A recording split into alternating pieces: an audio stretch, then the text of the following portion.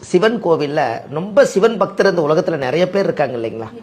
உட்கார்ந்தா சிவா, எந்திரிச்சா சிவபெருமானே, தூங்கும்போது சிவனே என்னை காப்பாற்று, பரமசிவா, இப்படியெல்லாம் வேண்டிக்கிறாங்க இல்லைங்களா? அப்போ நம்ம எல்லாமே ஒரு சிவன் பக்தர்களாக இந்த காலத்தில் வந்ததுக்கு இந்த காரணமே என்னென்னு கேட்டிங்கன்னா, அந்த சிவனை கும்பிடுவாங்க.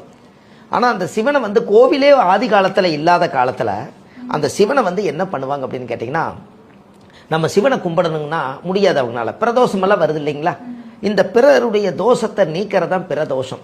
இப்போ நம்ம தாத்தா முப்பாட்டன் கொள்ளுப்பாட்டன் ஏதாவது ஒரு பாவங்கள் பண்ணியிருந்தா அந்த தோஷம் தானே பிறருடைய தோஷம், நம்ம தோஷம் இல்லையே, நாம் செய்த தோஷம் இது இல்லையல்ல.